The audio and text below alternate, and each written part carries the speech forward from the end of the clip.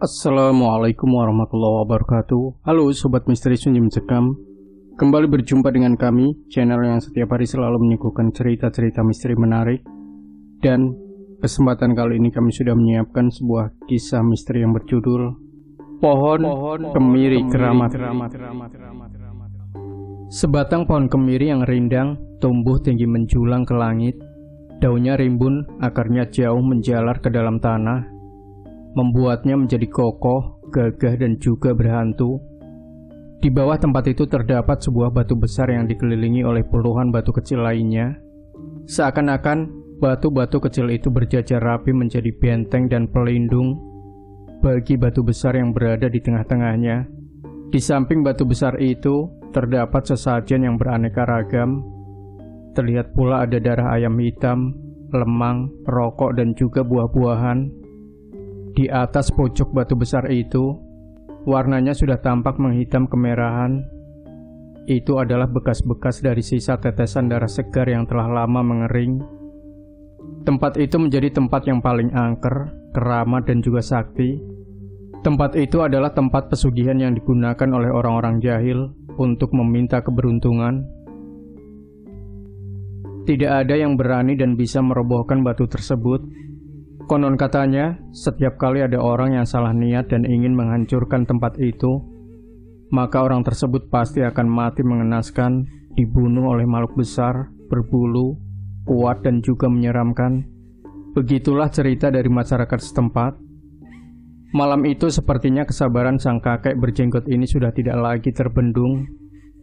Dia muak melihat kebodohan yang semakin merebak, menyebar, dan marak dilakukan oleh masyarakat di desa sebelah. Berangkatlah sang kakek tua itu dari rumahnya, lalu memanggil seorang mantan preman yang telah kembali pada jalannya, sebaya dengannya. Meskipun usianya telah senja, namun tubuh sang mantan preman itu masih gempal, kuat, dan juga berotot. Sebut saja namanya adalah Ugol. Dulu, Ugol ini hidup dalam dunia yang begitu kelam. Dia adalah tukang tipu, tukang rampok, dan juga pernah menjadi tukang pukul. Setiap kali polisi mengepungnya, Ugol selalu berhasil lolos dengan cara-cara yang sangat misterius. Ketika ia masih muda, sang mantan preman ini punya ilmu hitam. Ilmu hitam itu membuatnya menjadi kebal dan juga begitu kuat. Ia bahkan pernah mencabut sebatang bambu yang tegak berdiri hingga ke akar-akarnya dengan kedua tangannya yang begitu kuat tersebut. Dulu dia benar-benar adalah seorang legenda yang ditakuti oleh banyak orang. Sampailah pada suatu hari, waktu itu Ugol pergi mendatangi rumah kakek alim yang berjenggot itu dengan tujuan untuk membuktikan ilmunya. Setibanya di rumah kakek alim itu, Ugol pun segera berteriak memanggil kakek itu agar keluar dari rumahnya. Tak lama kemudian, keluarlah kakek tersebut dari rumahnya. "Apa yang kau inginkan, Ugol?" tanya sang kakek. Ugol langsung membuka bajunya dan kemudian menggesek sekujur tubuhnya itu dengan pedang yang tajam. Tak tanggung-tanggung, Ugol juga menyayat lehernya dengan silet. Akan tetapi tidak ada segores luka pun yang timbul di sekujur tubuhnya. Sepertinya benar, Ugol punya ilmu yang tinggi. Akan tetapi hal demikian tidak membuat sang kakek berjenggot itu menjadi gentar. "Baiklah, sini, biar aku yang menyayatnya," kata kakek tersebut kepada Ugol. Dengan penuh percaya diri, Ugol pun kemudian segera memberikan silet dan pedangnya itu pada sang kakek. Kakek tersebut pun mulai membaca doanya. Setelah itu, mulailah beliau menyayat tubuh Ugol dengan benda tajam tersebut. Dalam sekali gores, Ugol langsung menjerit. Seketika itu juga darah merah pun ikut mengalir. Aneh, tiba-tiba saja ilmu kebal si Ugol itu malah tak berguna. Ugol terus menjerit menahan sakit atas luka yang ada di tangannya itu. Ternyata kakek alim tersebut mampu membuat ilmu kebal Ugol menjadi tawar. Ugol terluka parah. Tangannya dijahit dengan 15 kali jahitan. Sejak hari itu Ugol pun insyaf. Dia mulai belajar ilmu agama kepada kakek tersebut dan kemudian menjadi muridnya. Berangkatlah sang kakek alim itu bersama Ugol dengan membawa perlengkapan yang lengkap. Tak lama menempuh jalan, sampailah mereka berdua di tempat itu. Tempat keramat itu berada di atas sebuah bukit kecil yang tidak begitu tinggi. Di kaki bukit tersebut terdapat anak tangga yang terbuat dari tanah yang disusun bertingkat-tingkat menuju puncak bukit. Perlahan-lahan mereka mulai mendakinya dengan cahaya senter yang menyala terang, melewati belukar-belukar tebal yang tumbuh di sepanjang tepi jalan tersebut. Malam itu sungguh begitu gelap, tidak ada bintang yang menggantung di langit, tak ada purnama yang bersinar. Yang terdengar hanyalah suara-suara malam yang begitu mencekam. Angin bertiup sesekali gemuruh, dan kilat juga tampak benderang menghiasi langit. Setibanya di atas bukit, sang kakek alim itu benar-benar dibuat kaget ketika melihat sekeliling tempat itu yang begitu menjijikan. Bau busuk menyeruak di mana-mana. Percikan darah merah bertebaran di atas batu-batu kecil yang disusun rapi dengan formasi melingkari sebuah batu besar. Terdapat juga lemang, darah segar ayam hitam yang sudah disembelih, rokok dan juga buah-buahan.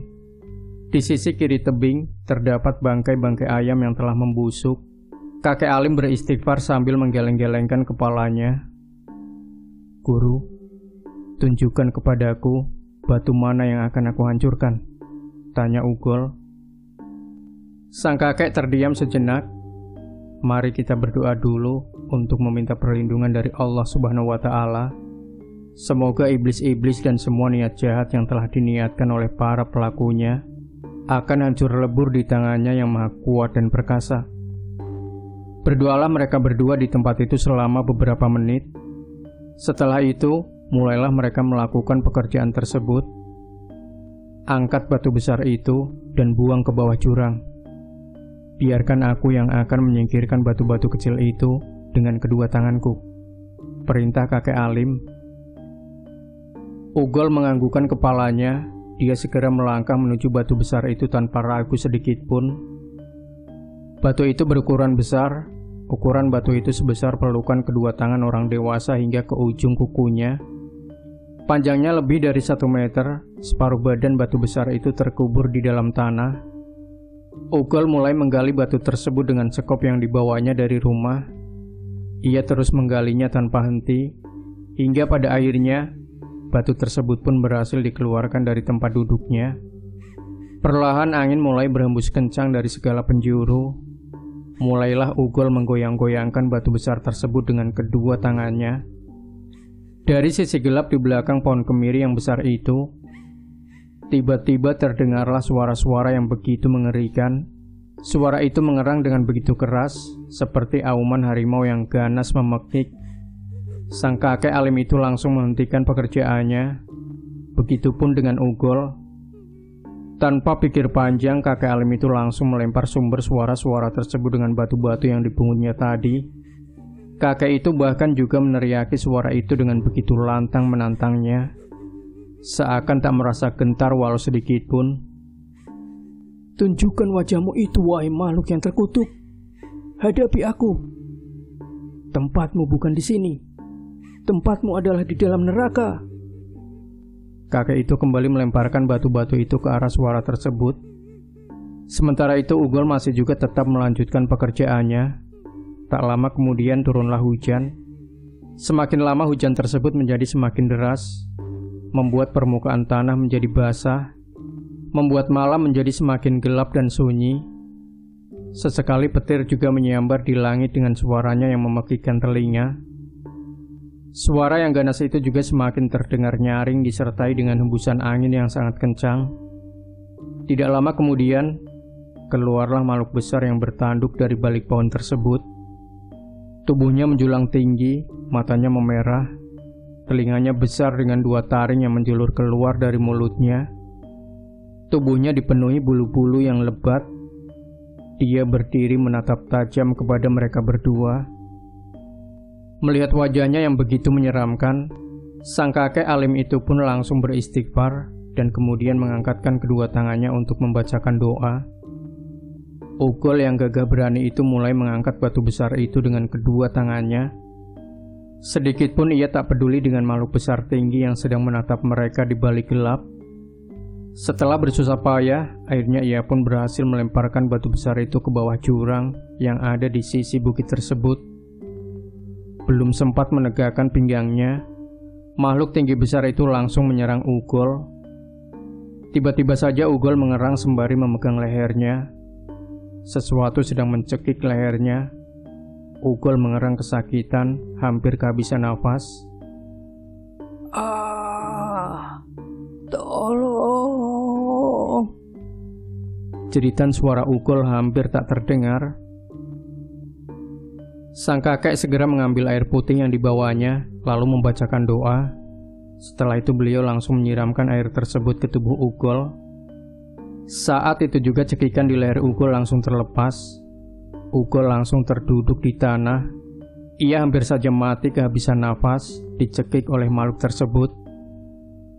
Wahai jin kafir yang terkutuk, aku perintahkan kau untuk pergi meninggalkan tempat ini. Dan jangan pernah lagi kau kembali. Jangan kau sesatkan manusia lagi. Jika kau tidak menuruti perintahku, maka aku akan memenggal kepalamu dengan pedangku ini. Seru sang kakek. Ini adalah tempatku. Aku tidak akan pernah meninggalkan tempat ini untuk selama-lamanya. Jawab jin kafir tersebut. Suaranya memekik bagaikan halilintar yang menyambar. Baiklah, jika itu yang kamu inginkan. Sang kakek segera mengeluarkan pedangnya, lalu membacakan doa-doa sembari melumuri pedangnya itu dengan air putih yang dibawanya. Pada saat itu, Ugol juga sudah bangun dari tempat duduknya. Setelah itu, sang kakek segera melompat ke dalam gelap dan menebas makhluk itu dengan pedangnya. Terjadilah pertempuran sengit antara keduanya. Kakek alim itu terpental beberapa meter ke belakang. Makhluk itu sungguh begitu kuat. Melihat hal tersebut, Ugol langsung melompat dan ikut membantu sang kakek.